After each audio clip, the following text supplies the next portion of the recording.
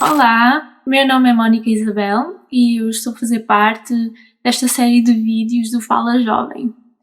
Fala Jovem tem vídeos muito interessantes com temas super atuais. E o tema que eu trago hoje é medo.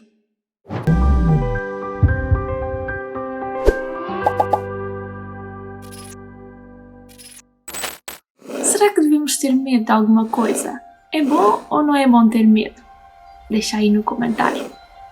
Bom, vamos analisar. Já alguma vez tiveste medo? Assim mesmo, medo sério? Quando tiveres que sair sozinha à noite, sentiste aquele medo? Talvez tiveste medo de envelhecer e quem sabe ter que fazer uma operação cirúrgica? Ou talvez sentiste medo que ias perder o trabalho? Ou mudar de país e ter que deixar todos os teus amigos? Sentiste medo de não conseguir alcançar o céu e perder a vida eterna? O medo é tão velho quanto o pecado. No primeiro livro da Bíblia, depois de Adão e Eva terem provado o fruto proibido, o que é que eles fizeram? Eles esconderam-se. E Deus perguntou assim: Adão, onde tu estás, Adão?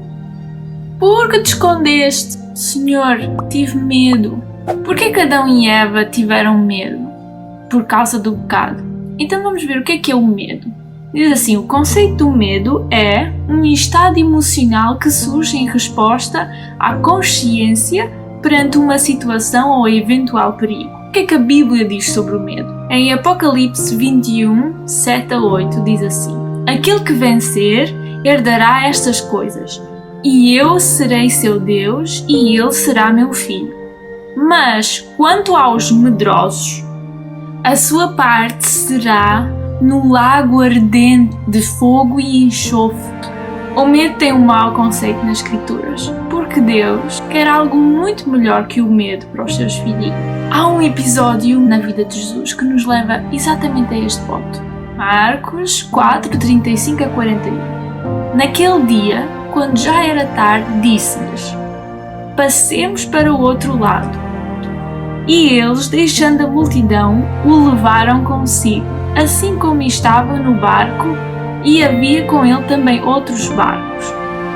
E se levantou grande tempestade de vento, e as ondas batiam dentro do barco, de modo que já se enchia. Ele, porém, estava na parte de trás, dormindo sobre o travesseiro.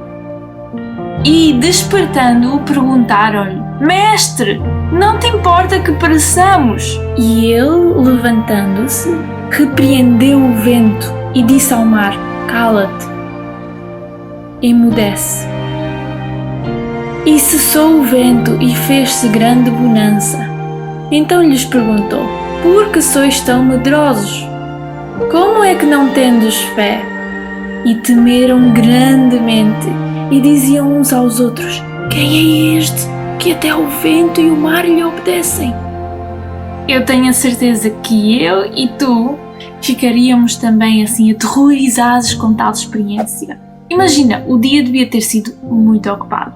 Jesus contou muitas parábolas, curou muitos doentes, trouxe conforto aos corações perturbados, ajudou os necessitados, etc. Ele fez muitas coisas. E já sendo tarde, ele, cansado e faminto, disse aos discípulos para passarem para o outro lado da margem. Não foi ideia dos discípulos atravessar o lago. Eles, como pescadores, não era costume passarem por um lugar tão difícil, ainda por cima à noite. Mesmo assim, eles foram através do mar da Galileia para um lugar quieto em busca de descanso. Como era frequente acontecer naquele mar, desceu um vento vertiginosamente das montanhas em plena força para o mar, criando assim ondas furiosas e espumantes. E em pouco tempo o barco já estava a afundar. Os discípulos, focados em se salvar, esqueceram-se que Jesus estava lá. Vendo que os seus recursos estavam a acabar, que já não tinham forma de se salvar, é que se lembraram: mas espera aí, quem é que nos mandou atravessar o lago em primeiro lugar? Agora Jesus era a sua única esperança. E em angústia e desespero dizem assim: Mestre, Senhor, salva-nos! Eles não disseram: Senhor, ajuda-nos. É porque existe uma grande diferença entre estas duas expressões. Eles, ao gritarem Senhor, salva-nos, queria dizer que Jesus tinha que fazer tudo. Então, onde é que está a cooperação deles? Eles eram pescadores, viveram toda a vida ao lado do mar da Galileia, sabiam as montanhas, sabiam os ventos, sabiam as tempestades, eles sabiam como distribuir os pesos e como movimentar os remos para manter o barco equilibrado. Isto era a profissão deles. Jesus estava a dormir depois de ter feito o seu trabalho todo o dia. E agora eles tinham que fazer o seu trabalho. Mas eles não foram capazes de lidar com a tempestade. Depois de terem tentado tudo, pedem socorro a Cristo. Então Jesus levantou-se, repreendeu o vento e disse ao mar: acalma-te, emudece. A tempestade desaparece. Então Jesus voltou-se triste para os discípulos. Por que sois assim tão medrosos? Como é que não tendes fé?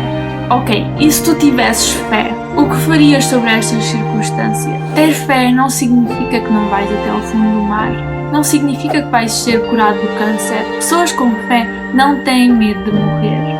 Essas pessoas não olham para Deus como o seu último recurso. Pessoas com fé nunca se esquecem que Jesus está a bordo. Voltam-se para Ele em qualquer emergência. Os discípulos claramente não tinham fé, mas mesmo assim Jesus os salvou. Isto são as boas novas. Ter Jesus a bordo não é o suficiente para não teres medo. Assim como os discípulos tinham Jesus a bordo, no entanto eles esqueceram-se dele. Eles não dependiam de Cristo para todas as coisas.